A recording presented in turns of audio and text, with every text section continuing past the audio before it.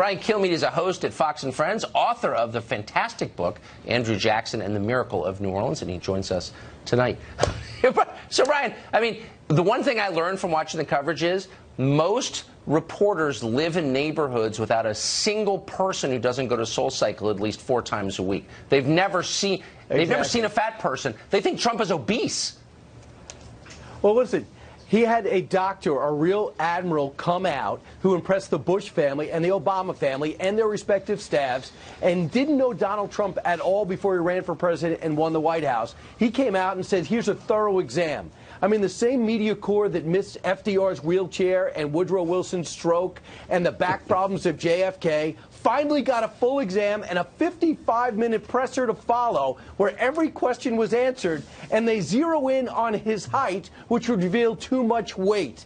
Americans sometimes should lose 10 to 15 pounds. He is sadly healthy. This is the bad news for the press corps, as I understand it. This morning, Tucker, I thought the big story was the crazy questions asked of that doctor. Later on, when the show ends, I find out everyone doubts the validity and the sanctity of the doctor's comments, and they want a public weigh-in. If Hillary Clinton had won in this age of equality and political correctness, would we have done the pinch test on her? Would we have asked for her weight and demand a second source? This is incredible. In the age of political correctness, we are fat-shaming a president who simply has to lose 10 to 15 pounds. Were they rooting for disease? They were rooting for something to stop him from being president.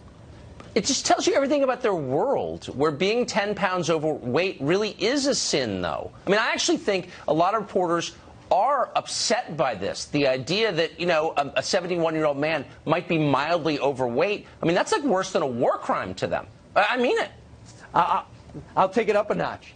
From the group of people that wanted Jill Stein to contest the election because it was fraud, wrong. Then they wanted delegates to flip. That never happened. Then the Russia investigation ongoing hasn't yielded anything. Then the 25th Amendment fell flat on its face because the president's sane. And then all of a sudden it turns out he might live through his term and not die of an illness. And they are so upset they're demanding a recount. This is incredible.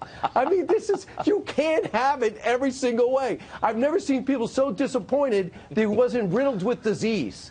And he, for some reason, I think at some point is watching your show and laughing out loud as he was that entire press conference. I hope he's eating a cheeseburger and chasing it with a Three Musketeers bar. I do. I mean, there's something so transgressive about his eating habits in this age of macrobiotic orthodoxy. I just love it. Good for him.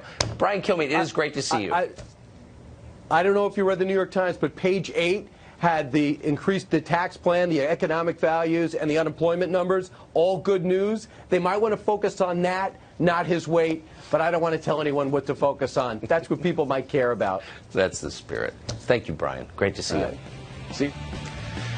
Chicago taking on the Trump administration in order to make its city better and lower its murder rate. Oh, just kidding. No, they're doing that for the sake of protecting illegal immigrants. A Chicago alderman who supports that joins us next.